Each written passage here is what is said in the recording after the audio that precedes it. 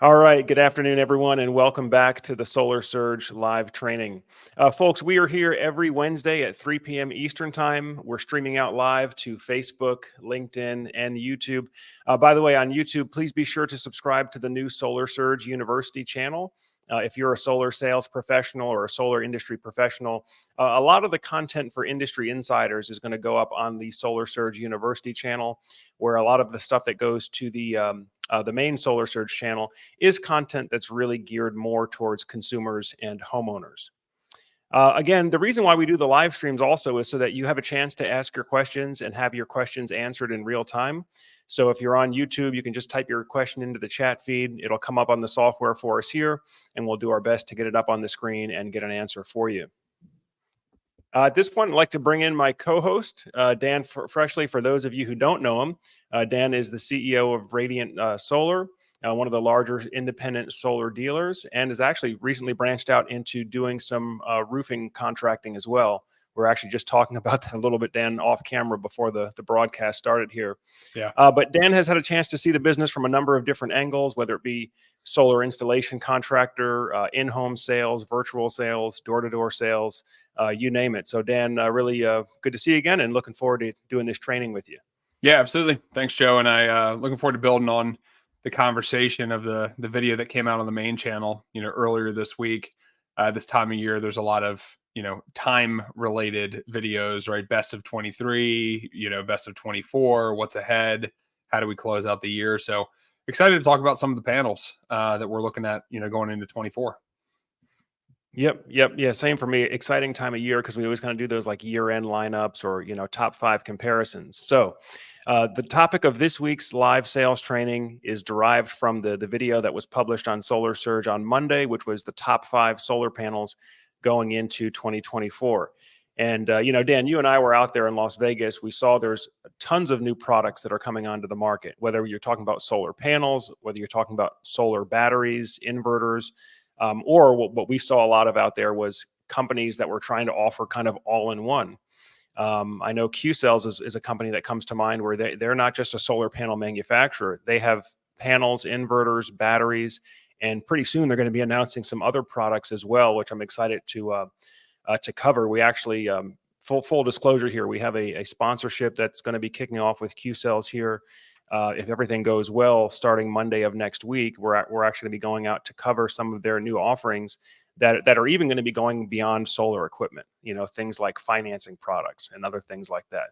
Yeah, But I was going to say, I don't think that one is necessarily like a what do they call it? The embargo box, right? You can't talk about it. I think it's well known, at least, that Infin is a financing company that Qcells or Hanwha, I believe, acquired. And there's some pretty unique things that they'll do as well, like extending out their warranty periods for longer terms when it's a Qcell product packaged with the Infin financing. I've actually personally never sold one in that way, but you've talked about it before, Joe. I mean, I think you installed Qcell panels on your home, back in Virginia, and if I'm not mistaken, and it's been a product that I've loved. So anyway, yeah, it's pretty exciting times coming ahead. Yeah, absolutely. And I think, that I guess the overall picture here is, the solar industry is maturing. And as the industry matures, we are seeing consolidation. And Qcells is one of those major players where, for as long as I can remember, they have been the market leading residential solar panel installed in the United States. So if we're just talking about top in terms of volume, Qcells is the top panel. Now, there are some other products that might have some more technical advantages here or there, maybe slightly higher efficiency, but I would say Qcells is probably the big dog in the room just in terms of volume in the residential space. But anyway, we'll have more to share on that in the future. So in this video, we're going to be talking about the top 5 residential solar panels and how to sell those panels to homeowners as we're going into 2024. And so let me just put up on the screen here, and we can look at each of these more closely. But the panels that we're going to be looking at today are the Silfab Elite 410 watt all black panel, the Maxeon 3 420 watt panel, the Qcells Qtron 430 watt panel, the Aptos 440, and actually there's a very soon to be rolled out Aptos 470 based on the same technology, and the REC Alpha Pure RX 470 watt panel. And in this year's lineup, it was the REC Alpha Pure RX that we rated as the #1 top panel. Now, again, that doesn't necessarily mean #1 in terms of market share or in terms of volume or sales, but we just rated it #1 if we're just looking at, hey, what's the best panel bang for the buck on the market? The REC Alpha Pure RX took the top spot this year. Yeah, I think it's But important as well too, Joe, just that we kind of comment, since these live trainings are, more so tailored towards those that are in the sales professional side of things.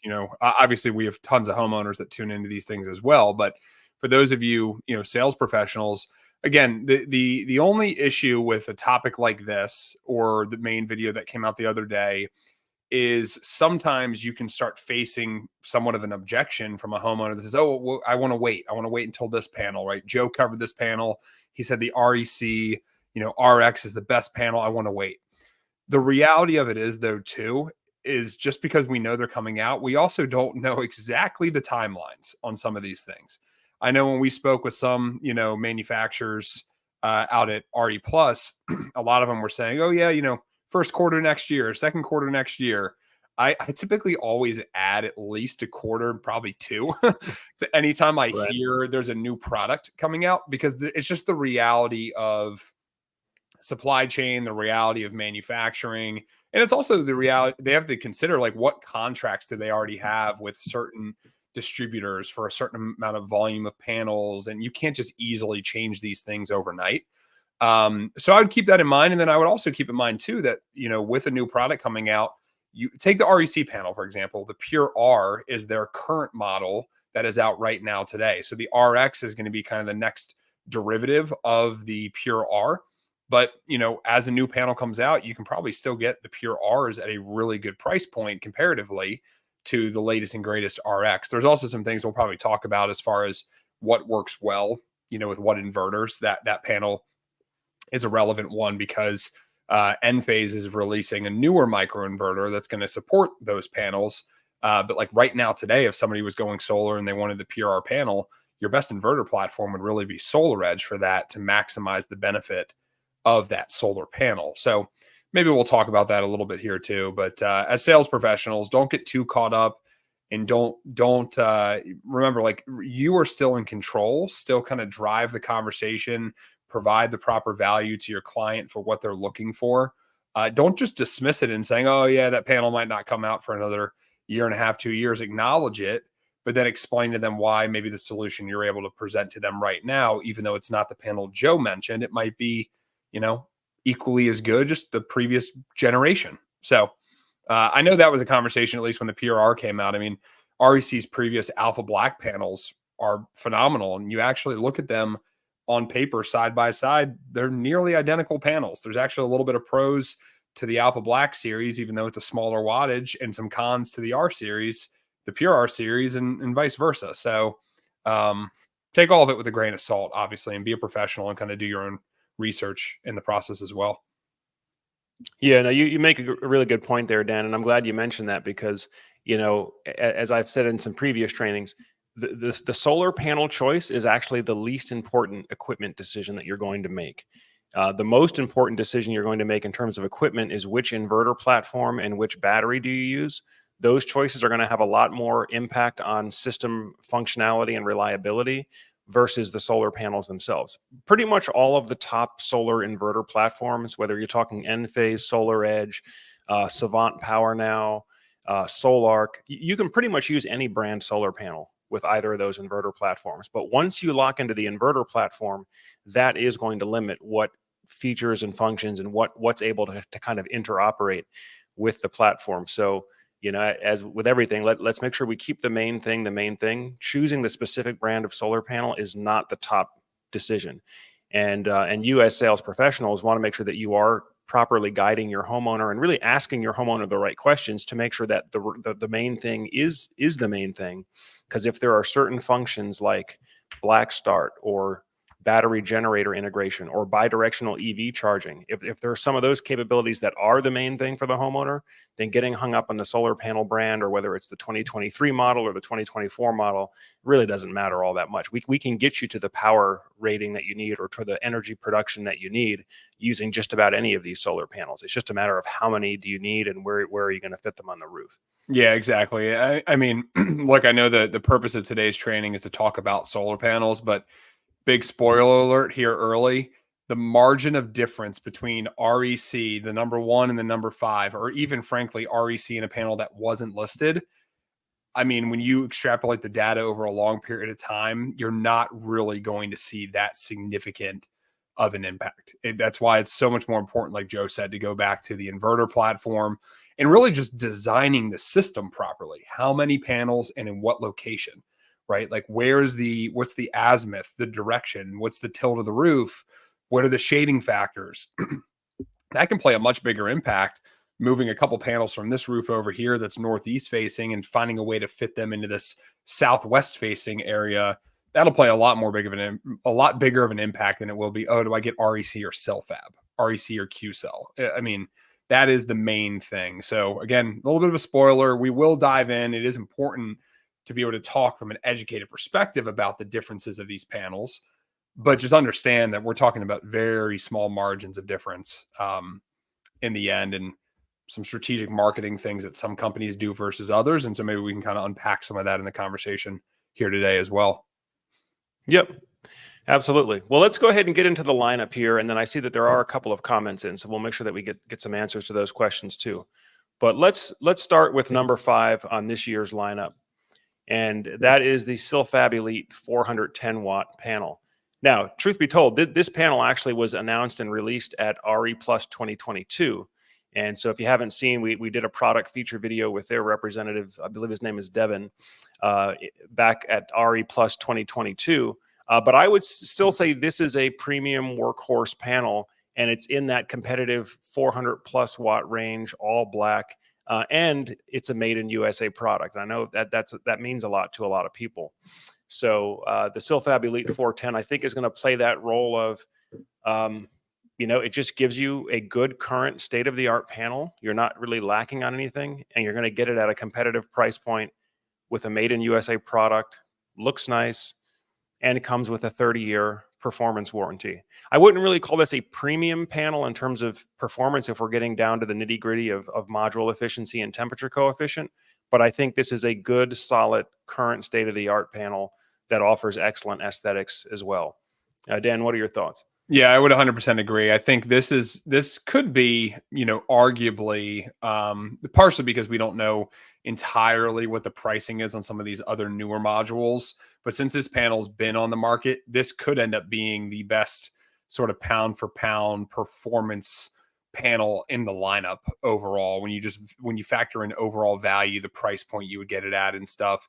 The 30-year warranty that goes along with this one is great. The degradation is pretty solid on this panel as well, if I recall.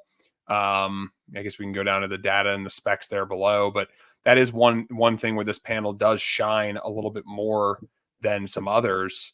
It had to do with let's see, where was it? Module efficiency is pretty much, kind of standard. I guess 22% would really be sort of that like high efficiency target number today. Right. But where was it might be a little bit lower down on this product sheet where it shows, here we go. Yep. Go up there a little bit more, Joe. Yeah. The warranty period there. So this is a strong suit of the CillFab. So you have that 25-year standard, industry standard warranty, but then you have the linear power performance guarantee over a 30-year period, which is a nice feature, right? You're tacking on another 5 years, but it's not really the other 5 years that I'm most impressed with. I'm actually more impressed with that 90.8% at year 25, because if you were to compare that against, one of the top panels, like the REC panel, a lot of times at year 25, that's at 92%, right? Because it's 0.25%, 0.25% degradation per year out of a premium high-end REC panel. So this CillFab panel being at just a click under 91% at 25 years, and then 89.3% at year 30, industry average for like a standard panel, a lot of times year 25, you're at about 87%, 86, 87, somewhere in that vicinity. So this self-fab panel being at 89% 5 years later, it's a really good degradation guarantee, and something that's a little bit more unique here as well with the 30 years. Yep, you're absolutely right about that. And especially considering this panel was released in 2022. This isn't even like a new release for this year. And so those numbers, back then, if I remember correctly, back then it was only Silfab, LG before they exited the business, REC and Maxeon that were offering these over 90% of initial rated power in year 25. So in terms of degradation rate, I think the Silfab is, you really could consider this a premium panel. Yeah, I would agree. I know there was a project or two that I've done in some recent months that involved this panel through one of our install partners at the time. And yeah, it's a great panel. I think it's, again, bang for the buck, value, performance, kind of, because again, when you talk value, it has to be intrinsic of all these things, right? It's kind of intrinsic of the appearance and the aesthetic. Again, most every panel we're going to talk about will be an all black frame, black cells, look very modern. That is pretty much now. I don't really know if there's anything that's not. There could be a time and place, especially if you live, way off the grid and the aesthetic doesn't really matter. You will get a little bit better performance out of a black, panel with a white back sheet because of the cooler temperatures.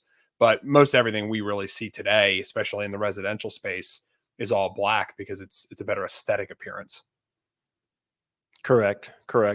And I'm glad you mentioned that too, because there are some larger solar modules that are used for commercial ground mount systems that are in the 600 watt plus range. And sometimes we'll get questions on the YouTube channel about that. Hey, why aren't you covering this 650 watt panel?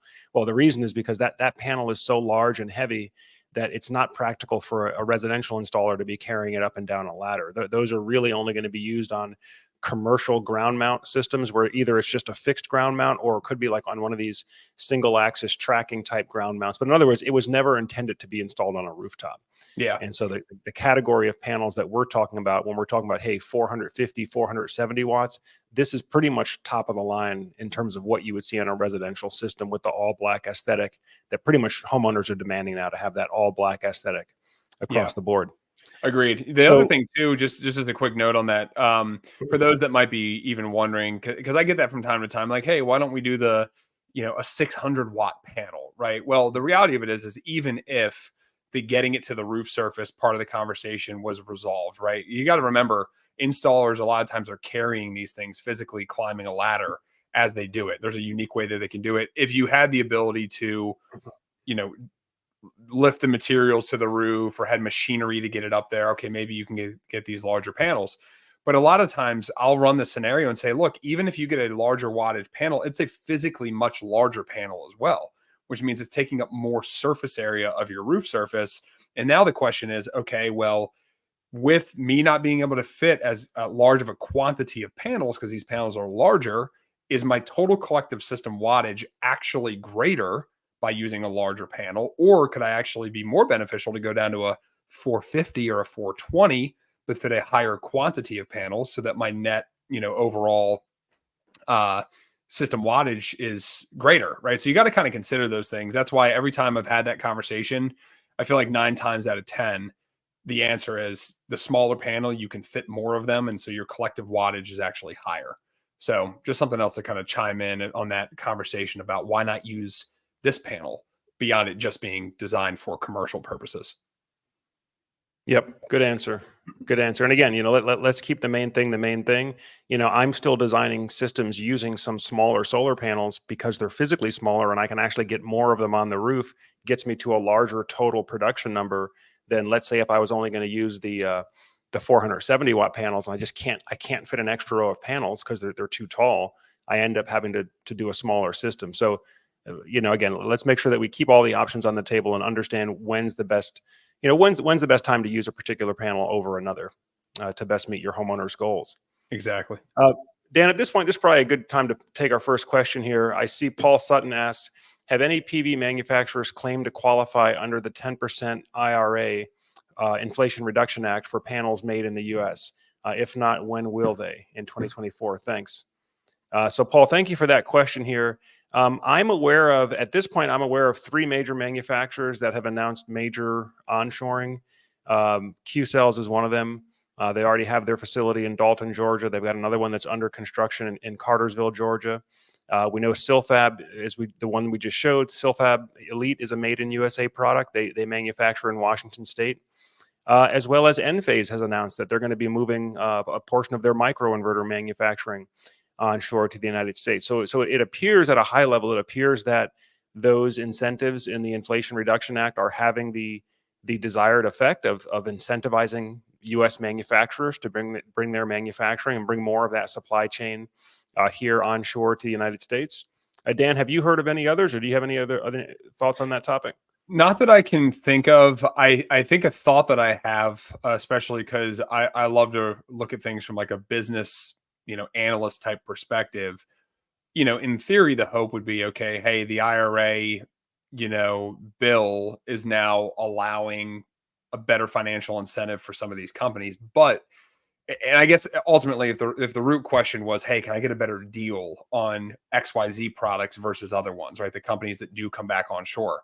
I will say the one negative caveat, and I'm all about made in America, like proud to be American. Let's do as much as we can here. But the reality of it is that the wages, the profitability for companies is going to be very, very different when they bring things back on shore.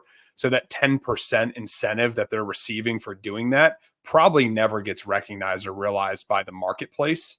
It's probably the companies just being able to now take that money and invest that back into their staff and their employees and more of their overhead from a manufacturing perspective. So I would just kind of consider that from a business perspective. I would not expect more than likely.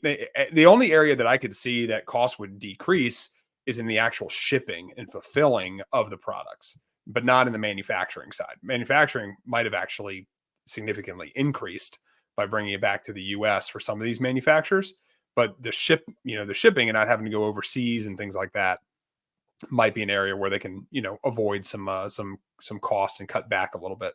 That's just my, my pretty layman's knowledge of everything here. I'm definitely not a supply chain guru. Well, I can tell you, it's just involved in the activity of selling solar to homeowners for the past several years. Back in 2022, we were having, it seemed like we just had many more issues come up as far as availability of materials and issues. Now, we haven't really seen prices fluctuate a whole lot. I mean, prices are today pretty much where they were 2-3 years ago. So I don't think that we're seeing it, at least at the retail price to the homeowner level yet, that the cost of a solar system has increased significantly. But we'll see as this new made in USA kind of works its way through the supply chain. I guess let's see where we are, a couple years down the road here. Yeah, I agree. So, all right, let's take a look at the number 4 solar panel on the lineup for this year. And this one was a little bit of a surprise, and to me, and maybe to many of you watching as well. Maxeon, which used to be SunPower. Maxeon was a brand owned by SunPower, and for many years they had the reputation of the most efficient solar panel on the market, the best warranty on the market, lowest degradation rate. But frankly, Dan, my impression was with some of these new high efficiency offerings coming out from companies like REC and Qcells, that the Maxeon product just does not stand out the way that it used to.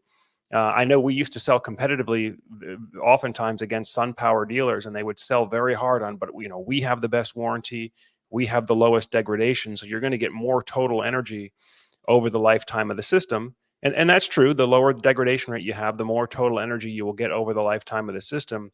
But they were typically charging a super high price point. So if the homeowner didn't buy that justification that their premium warranty was worth to pay 20% more, let's say overall cost for the system, oftentimes it's hard to make the justification. So, if I look at Maxeon's current offering, the 420 watt Maxeon 3 with module efficiency at 22.2%, my initial impression is, yes, it's a good solid performance, but they're no longer sort of alone at the top of the hill in terms of module efficiency. Qcells and REC and some others are right there with them. Silfab even very close behind, sort of right there with them in that pack.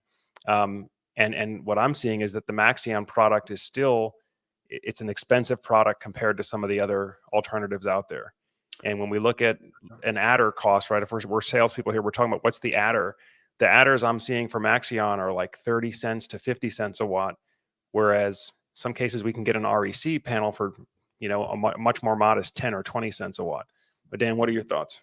Yeah, I totally agree with you there. And I know for a while too, and my information might be a little bit dated on this, so correct me, Joe, if I'm wrong. But for a while, I know Maxeon was, like you were saying, exclusively with SunPower, but there was also like an integrated built-in N-phase inverter with those Maxeon panels that also created some limiting factors. Funny enough, like if you had a system from years ago that had the N-phase integrated solar, SunPower inverters, you can't even actually add an N-phase battery to those systems because they're an entirely different type of inverter. Now, I believe that it has changed. I believe Maxeon has now taken a little more of an approach where, almost anybody could buy a Maxeon panel and install a Maxeon panel. I can think of one installer that we have in Florida that actually carries and provides the Maxeon panels. But it's really hard knowing the economics inside and out of a solar deal on how you can justify a Maxeon panel in my mind. If we're strictly measuring it based on performance, great panel. But, we don't measure this only on performance when we're talking about how we spend our money and how we invest in a solar system. We're looking at dollars and savings and benefit. And that's where Maxeon, in my opinion, just has a really hard time significantly differentiating itself or being a compelling enough reason to spend the money. Yeah. Now we'll see. I'm sure that they're going to be releasing a Maxeon 4 or whatever their latest generation panel is. So, we're going to obviously continue to cover the space and continue to provide these comparisons because, with any technology, things are constantly improving and every year a new model comes out and we have to do these lineups again and run the numbers again. But at least as far as I'm looking at the competitive landscape right here at the end of the 2023, Maxeon, again, it's a great performing product. It's an efficient product. In my mind, it does not have enough of a performance advantage to justify the higher cost. But again, it may just come down to your homeowner as well, because some people they want the decision or they want the investment to perform the best on a dollar for dollar basis. So in that case, the Maxeon 3 may not be the best panel, but there's other folks out there that they just want the most efficient stuff. They just want the fastest. They don't care the price, And so again, I think that's where it comes in as sales professionals. You may want to ask the question just like that, hey, Mr. Homeowner, what would you say is most important for you on making this solar decision? Is it getting the best dollar for dollar return on your investment? Or do you just want to have the most efficient or the best solar panels available? And sometimes people will say it. I talk to folks like this all the time. A lot of times they're in like a technology related field of some sort. And they're like, hey, I just want the best. I just want the fastest, and, so that option is there.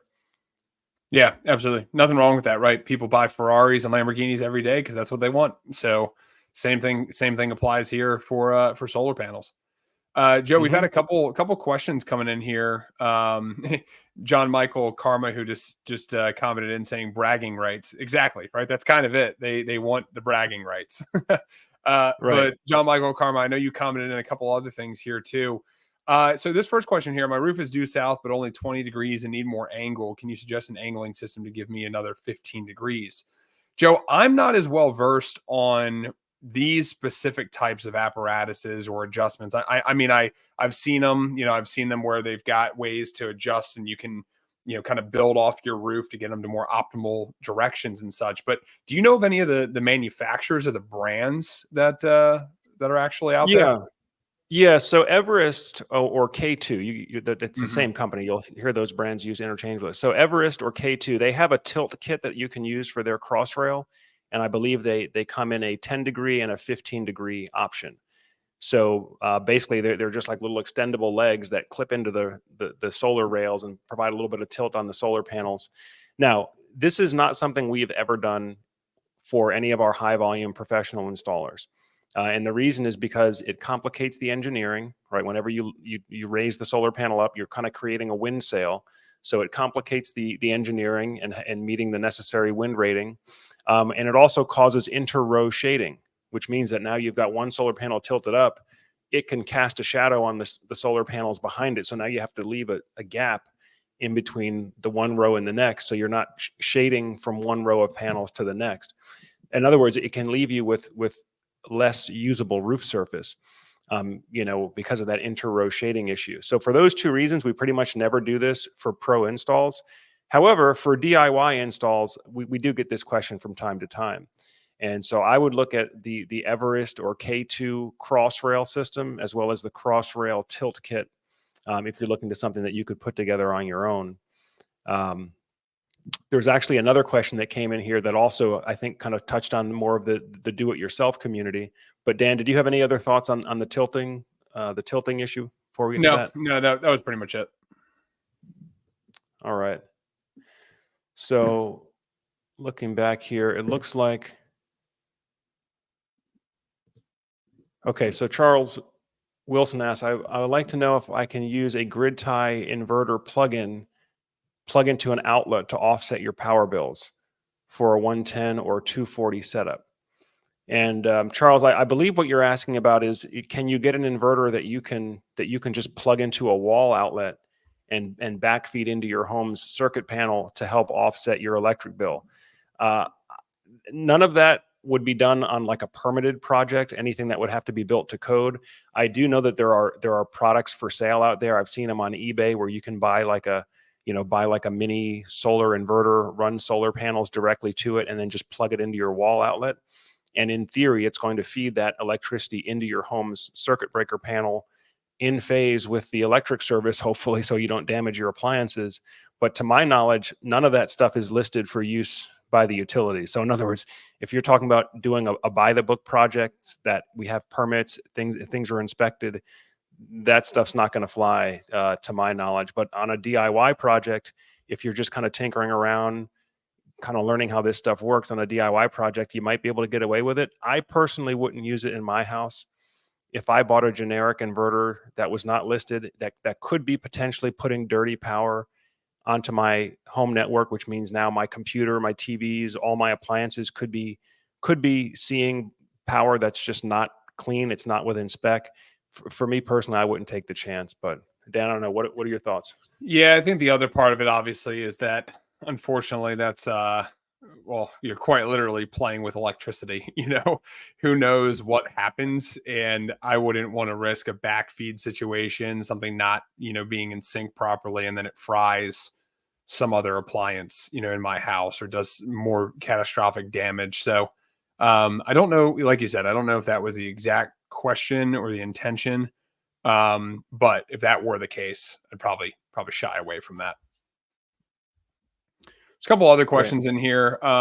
As before we jump on real quick, I know JW just commented in here. It's a good question. How do you quantitate the difference in production value between panels in a simple way for the homeowner to understand? A 0.3% to 1.5% difference in efficiency won't translate to much, but how do you show that? What I typically would do here, JW, especially if I'm using a more advanced, or sophisticated design software like Aurora, is you could quite literally choose the panel options side by side and show, hey, this is this exact design layout with this panel at X efficiency. Here is the Y scenario, and look at them side by side. And you probably won't notice a whole lot of your year one annual kilowatt hour production difference out of that. Now, I guess the other thing you could kind of look at too, and this kind of almost plays in, the first thing I thought of is when I'm looking at degradation, I have like an Excel file or a Google Sheet file I've used before where I'll plug in, the total amount of output of a solar system using this panel. What's the degradation rate? Okay, it's 0.5%. So if it degrades linearly, which that is something to keep in mind, is that when I do these, and I always explain, I'm showing a homeowner a scenario that assumes every panel in the system has a perfect linear degradation, right? 0.5% per year, or whatever the degradation rate is. It's not going to actually be that way in practice. You're not going to have 30 panels that you installed, every single one of them lose 0.5% per year for 25 years. You won't see that overall. But you might see one panel that has 0.5 in 1 year, 0.1 in another, nothing in another year, 0.2 here, 0.1 there, right? So I think when you really average it out, you're probably looking at an averaged factor of like 7%, 8% total degradation over the life of the system, but it's kind of hard to fully calculate that because all we know is what the degradation on a per panel basis is supposed to be. So I'll show the homeowners, hey, in a worst case scenario, if this happens in a linear fashion, here's your year 1 performance, take that line down, here's your year 25 performance in terms of kilowatt hours produced. But then knowing obviously somewhere in that delta is where you're actually going to land, because it's not going to happen perfectly linear like that. Joe, how about you though? I mean, if you were designing a system and someone had that question, what would you do to show that? So I think this is another one of those areas where you can get ourselves sort of spinning around on an issue that's not really the main issue, because I think that the main target is what is the total kilowatt hour production for the year, right? So when you're sizing your solar array, what you're really sizing it towards is how much energy does this system need to produce each year, right? And that should be a target total kilowatt hours production per year. Now that's going to be the product of a number of different factors: solar panel wattage, DC to AC size ratio, inverter efficiency, roof pitch, orientation, shading, wiring losses. I mean, there's a number of factors that go into that calculation. But the main goal is, what's the production? How much energy is this system producing for me? And as Dan said, you can get to that production goal with any of these brands of solar panels. Maybe you have to use one extra panel if we switch brands, but we can get to that production goal. So I think what you want to do is really make sure that you help refocus the conversation on, Mr. and Mrs. Homeowner, what's the main goal here? Is it to provide enough solar to completely eliminate your electric bill? Or is it one of these more technically motivated buyers where they just want to know that they're buying the most efficient panel, whether it's for bragging rights or just knowing that they've got the fastest, the latest, in which case, go for it. Get them the panel that's 1% more efficient. It may not make sense financially, but if it makes them feel better that, hey, I got the best panel that I could this year, then great, that option's on the table as well. Yeah, the only like plausible argument I can understand is when someone says, well, yeah, if I go with the higher efficiency panel, maybe I can get one less panel in my system, and therefore I didn't have to spend X amount of dollars on that panel because I've got one less. But I can say that when I've designed systems over the years, and I mean, I've done thousands and thousands and thousands of designs, I don't think I've really ever seen it where it's like, oh yeah, because you go to this panel, now you drop one panel from the system and it's a lower price. Because most of the time when you go to this panel, even if you did drop one panel from the system, it's still a higher price because you upgraded to, typically it's going to be, maybe you upgraded to the REC panel and it's a higher price than if you would have just stuck with the Qcell, for example. So I think there's a right way to walk that conversation without totally dismissing it while engaging your client properly. But at the same time, the main thing is, what is the raw output of the system? And that is measured in kilowatt hours at the end of the day, right? Because that's what matters, right?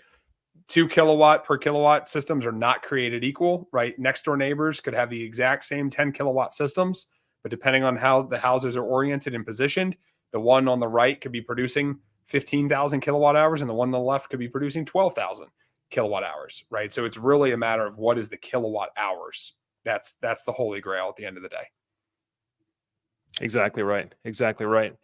All right, let's go back to the lineup here because I know we are getting a little bit long on time. So next on the lineup here is the Qcells Qtron 430 watt panel. And I got to say, I got to hand it to Qcells because they moved fast. Dan, by the time we published our video, because we shot a couple of videos, I think 3 videos total out at the Qcells booth in Las Vegas this year. But it seemed like as soon as we were able to publish that video, we were on a call with our Arizona installer like the very next week saying, hey, we just got our first shipment of Qtron panels. Use this panel now. So this is a product that is in the marketplace today. Multiple of our Solar Surge install partners are already, as you said, already warehousing, already ready to install this panel. I believe the variant that we have today is the 420 watt variant. As you can see, this product line ranges from 410 watts to 430 watts. It's all the same product. It's all the same Qtron G2 series, but depending on how the panels test when they come off the assembly line, then they'll stamp them at either 430, 420, or 410.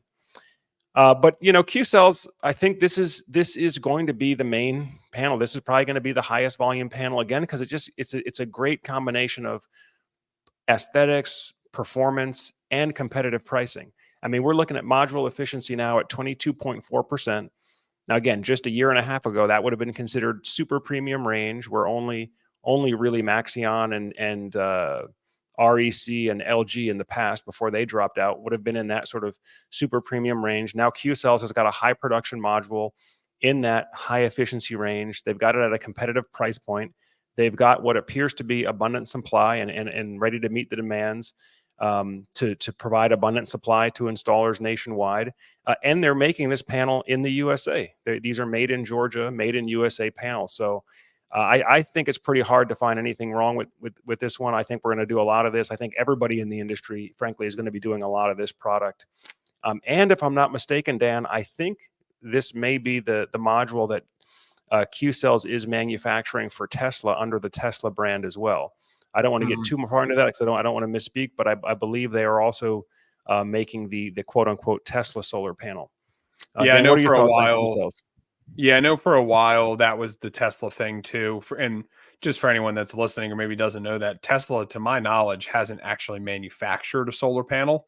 Maybe they have at one point or another, but I know for a long time they were using Panasonic panels that were white labeled, Qcell panels that were white labeled. So when people talk about going solar with Tesla, it's not really Tesla solar panels. They do have an inverter now. We've talked about that, I think, a little bit before, and let's just say that would not come anywhere close to the top 5 inverter list. But batteries, that's a separate conversation. I'm curious here, Joe, because I haven't looked at this data sheet too in depth here. If we go a little bit further down, what are some of the other specs that we're seeing out of this one? So we got the 25-year performance and product, which is great high efficiency, 22.4. All right, let's take a look at the other two, which are usually degradation rate and temperature coefficient. Yeah, I was going to say, go ahead and look at them and just highlight them on here, Joe, too, for anybody that's watching that like really wants to understand properly how you compare, one panel versus another. What are the main factors and indicators you're looking at? Okay, so temperature coefficient is one that indicates how does the solar panel perform in extreme high temperatures. And so at minus 0.3% per degree Celsius, this isn't, I would say, the lowest temperature coefficient. I mean, I think REC's got numbers of minus 0.24 or minus 0.26, which I believe are the lowest in the lineup. But at minus 0.3, this is a significant improvement over previous generations. The highest I've seen this is, I think, minus 0.36. But without geeking out on this too much, guys, the idea here is your solar panel is going to lose a certain percentage of efficiency for each degree that the temperature rises above the ideal lab temperature. And so the lower the temperature coefficient, the lower the performance hit when you're operating in those extreme high temperatures. So in other words, we want this number to be as low as possible in terms of the high heat performance of the panel. So that looks good here. And then the last thing I would look at, Dan, the performance warranty looks pretty good there. The degradation curve and stuff. Seeing yeah, that's what I'm looking at here. So 90.58% in year 25. Yeah, that's strong. That's good. Yep. I mean, again, REC for a long time, their kind of benchmark was 92%, at least on the Pure R model. I'm not sure if the Pure RX increases that number or not, but I mean, again, if you assumed everything linear on your entire system, right, not on just a panel by panel, you could go in here and say, okay, well, hey, if we lost 9.5% over 25 years, this is what would happen. It's a pretty good position to be at. Yep. So over 90% terminal power rating with degradation, minus 0.3% temperature coefficient, 22.4% overall module efficiency. And I think you folks are going to see when you talk to your distributors, these panels are available at a competitive price point. It's hard to find anything not to like about this panel. And again, full disclosure, when I installed my system back in 2018, I used the Qcell panels that were available at that time. So now, before we get into the next one, Dan, did you have anything else on Qcells? Because there was a question here I wanted to put up that's going to lead us nicely into our number 2 panel. No. I mean, I think, I like you said, I expect to see a lot of the Qcell panels continuing to be installed. That was a panel. If I have had one panel that I've installed more than anything, it's been Qcell.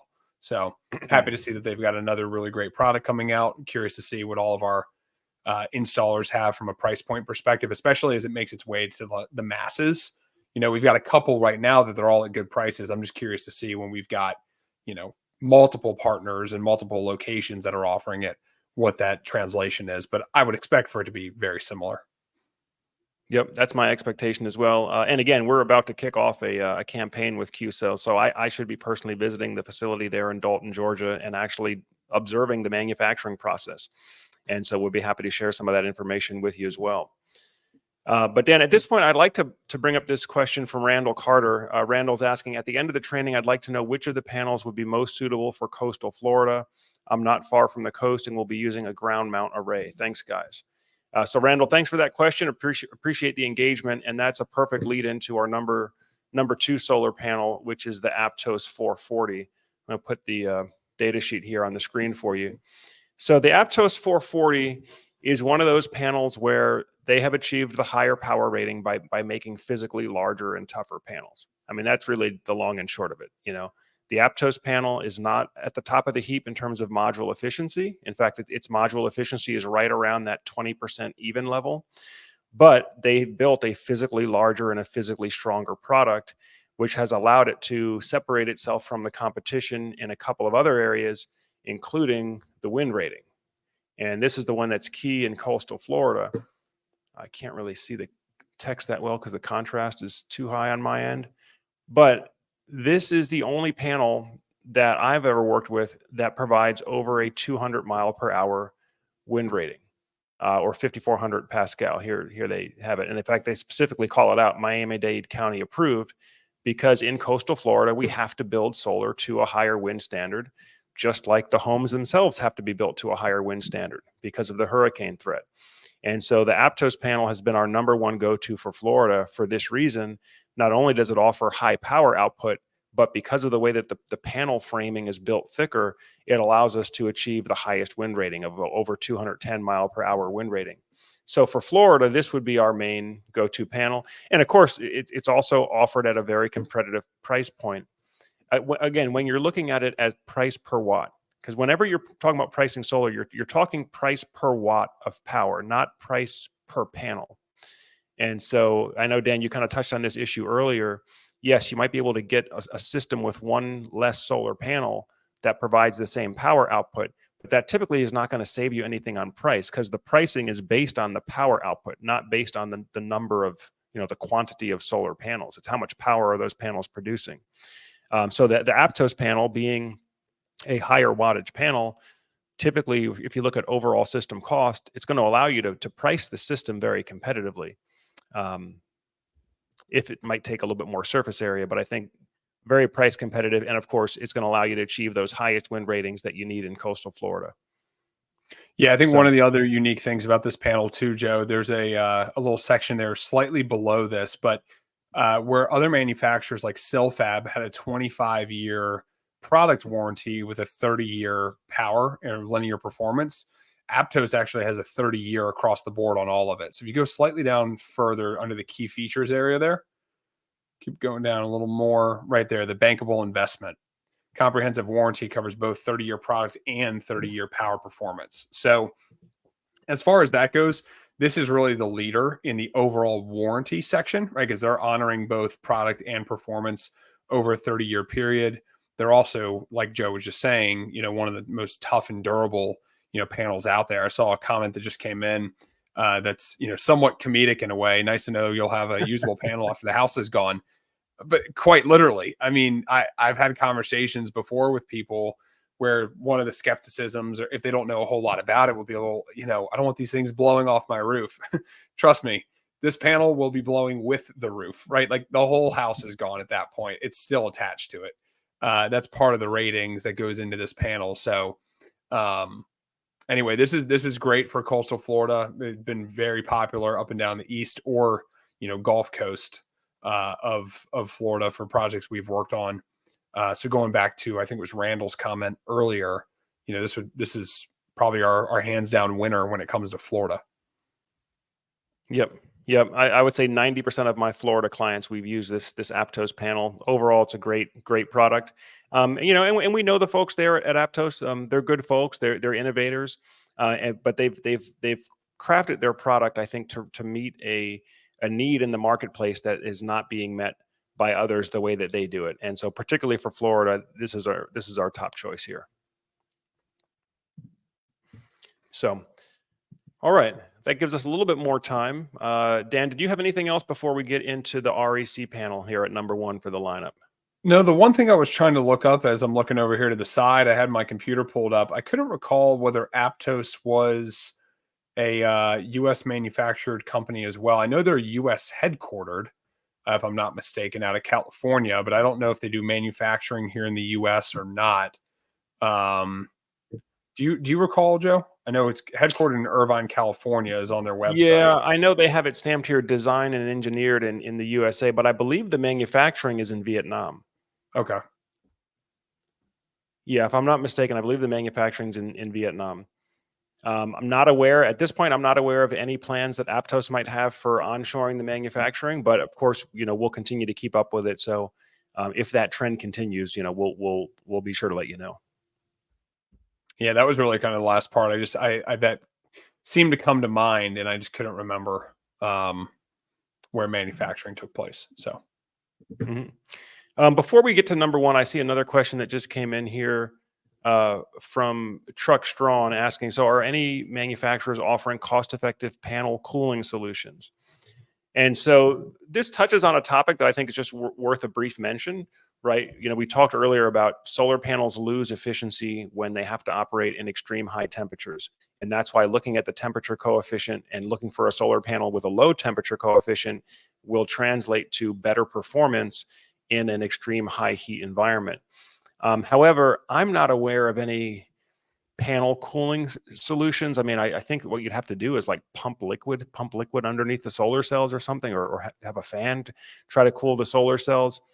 In theory, that sounds like it might help, but I think in the reality is you have to just factor for the thermal performance losses, and if needed, just add an extra solar panel to the system.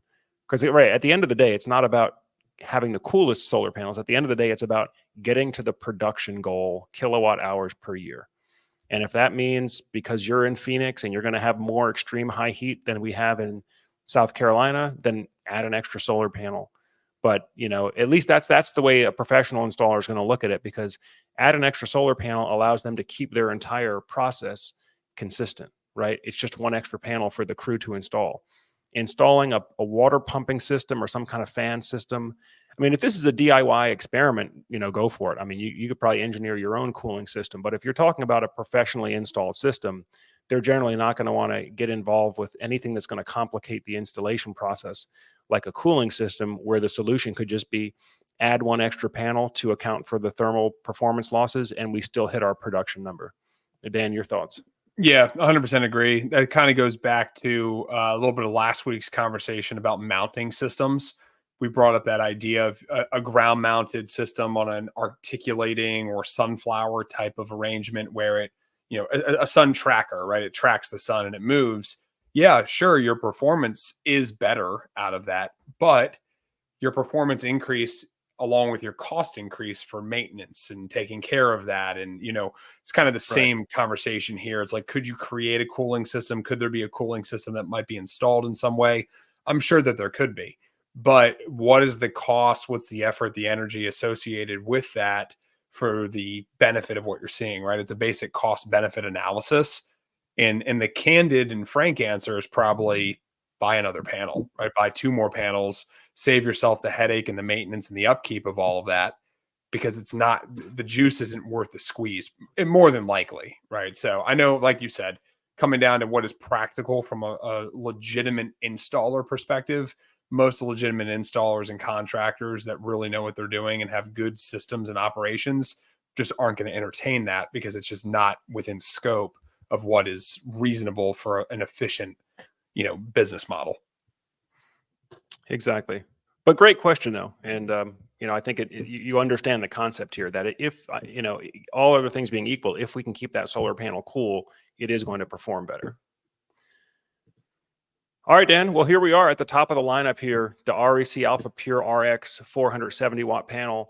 I know you and I had a chance to see when they did the debut in Las Vegas earlier this summer.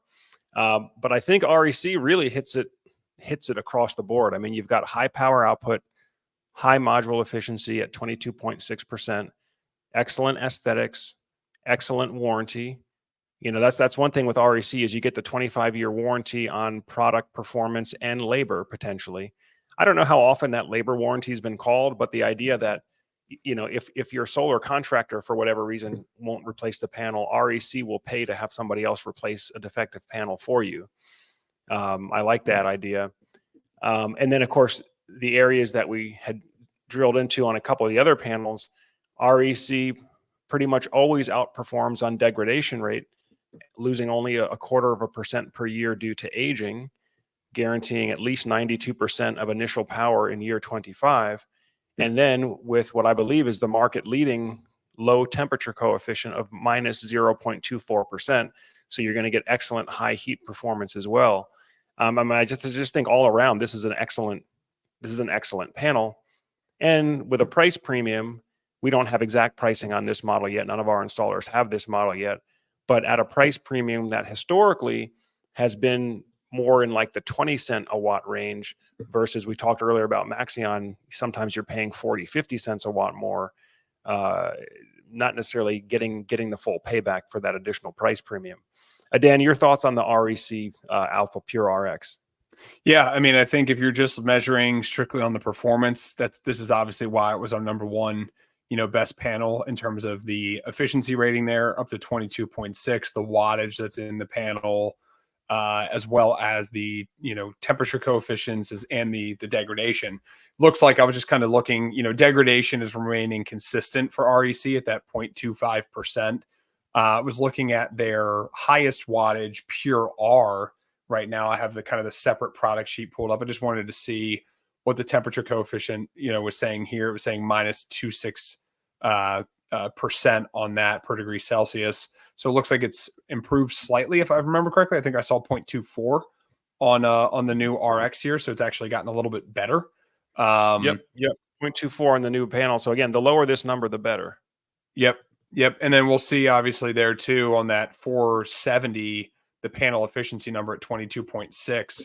For example, on the 430 Pure R, that's at 22.3. So again, keep the main thing here. I think when it comes to sales conversations, the difference for a homeowner to notice the temperature coefficient performance, the efficiency boost of 0.3% probably isn't a huge difference.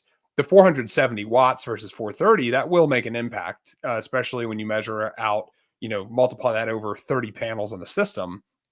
But again, the one thing that I haven't looked at too much here is I'm curious what the dimensions are of the panels as they kind of go side by side. Did they gain in size in any certain capacity? And then the big one, like we're looking at, and we've talked a lot about here, Joe, is that nominal power voltage. That's the big area, especially for, Enphase users out there. Right now, today, if this panel is available right this second, you wouldn't really want to use Enphase because Enphase just, unless you were going to use like the IQ7X, I think it was. But I'm not even sure if that's still being manufactured. There might be some supply there, but I know Enphase debuted at RE Plus actually right at the REC booth itself, like on the back of the panel. We have a video that you did, I think, up on the channel. Their soon to come, inverter that is compatible with that specific panel. When that comes out, that is going to be what I'm really curious to see is what kind of adder cost are we talking about for that panel and the inverter? Because you got to think about both of them, right? It's no good just to buy that panel and then be like, oh yeah, I want to get an IQ8M inverter. It's a great inverter, but it's still not designed properly for that panel. If you want the IQ8M, you're better off to go to one of the other panels in this lineup. But when that X comes out from Enphase, I think that's going to be a really great option, or a solar edge system. Yeah, and Dan, I'm not sure if you saw this comment from Mo, but this actually is hitting on exactly this topic, which is Mo says, based on my beginner understanding, Enphase IQ8 Plus is industry standard, but only handles 405-watt solar panels. 420-watt plus panels with an Enphase micro would be IQ7. Actually, specifically, it would be the IQ7X. What is alternative to Enphase? So Mo, first of all, excellent question. If you have time, go to the Solar Surge channel and search for a video called "Choose the Right Size Microinverter," because the Enphase IQ8 series that you referenced, there's actually 5 different models in the Enphase IQ8 lineup, and then the IQ8X is the 6th model, which is designed specifically for this latest generation of higher output solar panels.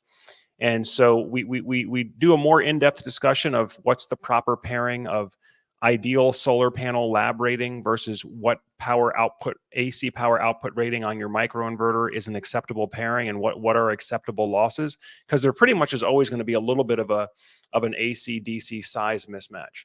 And our modeling software, our design software accounts for that. So when we give a production forecast, we've already accounted for all those losses: thermal losses, clipping losses, conversion losses. All of that's already factored in. But it is, I think, a topic that creates a lot of confusion. And that is one of the issues that we've seen with the solar panel manufacturers trying to one-up each other in terms of power output. Enphase, frankly, has struggled a little bit to keep up with getting microinverters that are going to match in terms of power output. So if you're doing this today, though, Mo, the model that you want to look at is the new Enphase IQ8X. They're currently being manufactured. I don't know that they're available for retail sale just yet, but they're designed to handle these higher power output modules. And I think if it means waiting a month or two, if you're set on getting one of the top output solar panels, you may have to just wait a month or two until the IQ8X is available. Yeah, the other Dan, answer I'll to that talk to you. question real quick too is, what is the other alternative to Enphase, which would more than likely be a Solar Edge system. And a lot of times when we get into those nitty-gritty conversations, you get very passionately on one side or the other. But Solar Edge makes a great inverter product as well. There's definitely some pros and cons to both of those different systems, depending on what people are looking for. You know, it goes back a little while, but I think we did a live training with Michelle. I'm forgetting her last name, from Solar Edge, but she kind of coined that whole triple conversion conversation, right? So if you're into the battery, right, that is something to know, that you're losing efficiencies through that. So again, it comes back to just doing a good needs analysis, understanding what the client's really looking for. If they really are just so set on like, I want the best panel, even though we kind of know if you're really into solar, it's not about the panel. But if they really just want to say they have the best panel, then right now, today, I would pair that with a Solar Edge system for right this second. We'll see what happens with the IQ8X. We'll also see what the prices are too, because that could become a huge deterrent. I mean, frankly, I haven't sold a lot of REC panels over the years because I've been able to run the numbers and just say, hey, look, REC makes a great panel, but the price jump to get to that, let's add in 2 more panels from Qcells, from Hyundai, from Silfab, from whomever, Canadian Solar, and now you're surpassing the overall kilowatt hours of production from the REC. So, you know, it's always a little bit of a calculation there. One last thing, I know we're a little over time and we want to wrap it up, but there was a good question that came in from DCW here that just says, how does the REC watts per square foot compare to others? I'd have to do the calculations and don't have the time to do it right now, but that's an important thing to consider as well. When you're really measuring like performance of panels, that's really kind of the same thing as if you were saying, you know, what is the price per watt, right? That's how you look at things holistically to understand the value of the panel. This is understand what is the real performance based on how much space it takes up on my roof. You could be more beneficial to go with a 375 watt panel. That is a much better ratio of watts per square foot, because you can fit a lot more onto the surface than maybe one of these 470 watt panels. So something to just kind of calculate and articulate to your client so that they understand why you're choosing the product that you're choosing. Yep. And just to add on to that, the module efficiency number and the watts per square foot number are both objective measures. So if you want to compare apples to apples, different types of solar panels, how space efficient are they? You can use the module efficiency comparison or the watts per square foot. The only thing is, depending on what data sheet you're looking at, you may not see watts per square foot because it's not a metric that's typically used outside of the United States. Typically, they're looking at watts per square meter, which basically correlates directly to module efficiency, because the standard test conditions are 1,000 watts per square meter, which means that if you have a module efficiency of say 22%, that means you're getting 220 watts of the 1,000 watts that were applied to the surface. 220 of those watts got captured and converted to electricity. So just throw that out there. You can use either of those two metrics to do an apples to apples comparison on the solar panels. But folks, that pretty much takes us through the end of the hour here. Again, thank you for all the questions and the engagement. That's why we come here and do the live stream, so that you have a chance to ask your questions and join the conversation, and then hopefully us able to get answers to those questions in real time. So we are here every Wednesday at 3 p.m. Eastern time on LinkedIn, Facebook, and YouTube. If you haven't done so already, go ahead and grab the free download. If you're interested in learning how to sell solar professionally, how to sell solar from home, this is the Solar Surge 3-step virtual sales process. Of course, if you really want to learn that process in depth and build your own solar dealership, then that's why we have Solar Surge University, which is always available at www.solarsurge.pro. But that pretty much does it for today's broadcast. Dan, is there anything else that you'd like to share with the audience before we close them out? No, that's it. The only thing that kept coming to mind, Joe, maybe this is on another video. I want to know what Meyer Burger has to say about the REC panels. So for those who don't know, go check out the Meyer Burger video we did a while ago. But a lot of REC's technology derives from what Meyer Burger created. So I'm curious to know, and I'm curious also if Meyer Burger is going to try to make a bigger push. If my understanding was correct, they're building manufacturing facilities in the U.S., so they might be on a list in 2025 or 6 or so. So we'll see. Yep, we'll continue to cover it and of course share that with you. But folks, that does it for today's live training. We thank you all for tuning in with Solar Surge, and we look forward to see you again in one of the future live trainings. Take care.